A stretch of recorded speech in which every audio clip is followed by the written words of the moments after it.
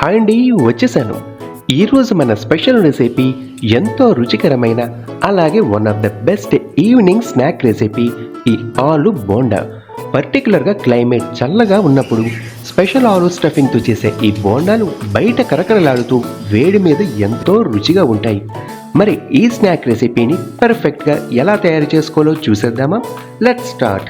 ఇప్పుడు ఒక కుక్కర్లో వాష్ చేసుకున్న 3 బంగాళదుంపల్ని తీసుకుని 1 లీటర్ వరకు వాటర్ని పోసుకుని లిడ్ పెట్టేసి 4 విజిల్స్ రానివ్వాలి. బంగాళదుంపల్ని మధ్యకు కట్ చేసి తీసుకున్నట్లయితే 3 విజిల్స్ సరిపోతాయి. చల్లారాక వీటిని ఒక ప్లేట్లోకి తీసుకుని పీల్ చేసుకోవాలి.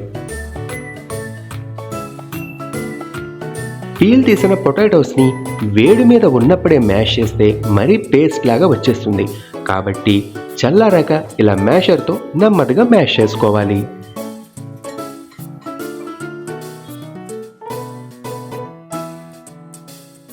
నెక్స్ట్ ఒక కడాయిలో 2 టేబుల్ స్పూన్ల ఆయిల్ని వేసి కొంచెం వేడెక్కాక ఆవాలు 1/2 టీ స్పూన్, జీలకర్ర 1/2 టీ స్పూన్ వేసి 1 నిమిషం పాటు దోరగా వేపుకోండి.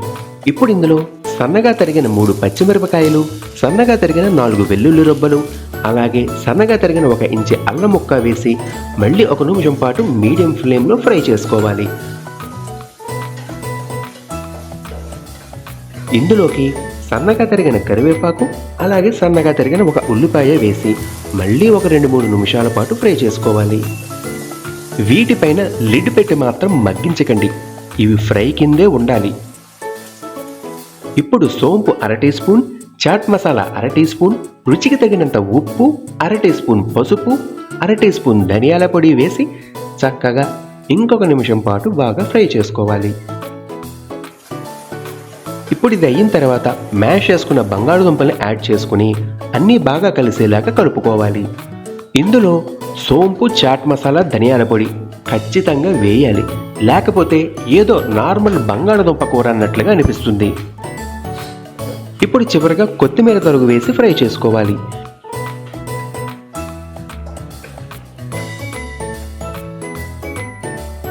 నెక్స్ట్ బోండాల పైన కరకరలాడే టెక్స్చర్ వచ్చేట్లుగా తోపు పిండిని రెడీ చేసుకుందాం.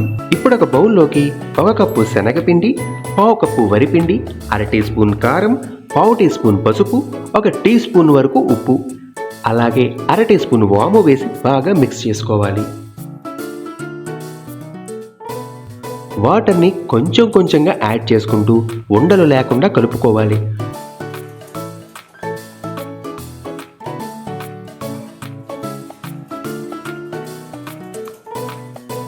ఇందులో 1/4 టీ స్పూన్ సోడాని యాడ్ చేసుకుని కలుపుకోవాలి. అలాగే వేడి నూనె 1 టీ స్పూన్ కూడా యాడ్ చేసుకుంటే ఆలు బోండా పైన లేయర్ అనేది క్రిస్పీగా కరకరలాడుతూ వస్తుంది. మీరు కావాలనుకుంటే ఇందులో ఎక్స్ట్రా క్రిస్పీనెస్ కోసం 1 టీ స్పూన్ కార్న్ ఫ్లోర్ని కూడా యాడ్ చేసుకోవచ్చు.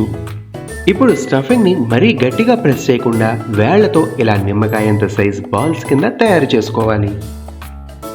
వీటిని ఇలా పిండితో కంప్లీట్గా కోట్ చేసుకోవాలి. చూడండి, పిండి ఇలా కొంచెం గట్టిగా ఉండాలి. కోట్ చేసిన పిండి మందంగా ఒక లేయర్ కింద ఉండాలి. ఇలా కోట్ చేసుకున్నాక ఇప్పుడు వీటిని 5 నిమిషాల పాటు ప్రీహీట్ చేసిన ఆయిల్లో వేసి మీడియం హీట్లో ఫ్రై చేసుకోవాలి. అన్ని సైడ్స్కి తిప్పుకుంటూ బాగా ఫ్రై అయ్యి ఇలా డార్క్ గోల్డెన్ బ్రౌన్ కలర్ వచ్చాక ఆయిల్లోంచి తీసేసి టిష్యూ ప్లేట్లోకి వేసేసుకుందాం.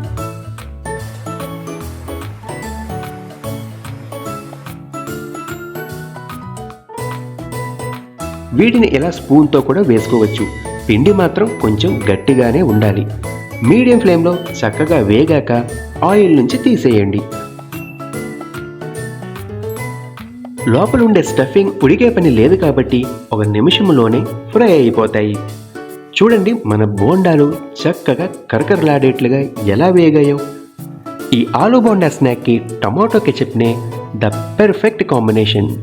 వీటిని మధ్యకు కట్ చేసి కెచప్లో డిప్ చేసుకుని తిని చూడండి, మీరే ఆహా అంటారు. వీటిని వేడివేడిగా సర్వ్ చేసుకుని తింటేనే వీటి నిజమైన రుచిని 100% ఆస్వాదించగలుగుతాం. అంతేనండి. మరి మా రెసిపీ నచ్చితే వీడియోని లైక్ చేసి మర్చిపోకుండా ఛానల్ని సబ్స్క్రైబ్ చేసుకోండి. మీ సజెషన్స్ని కామెంట్ సెక్షన్లో పోస్ట్ చేయండి. వేరొక మంచి రెసిపీతో మళ్ళీ కలుద్దాం. మరి సెలవా. Thank you for watching. Have a good day.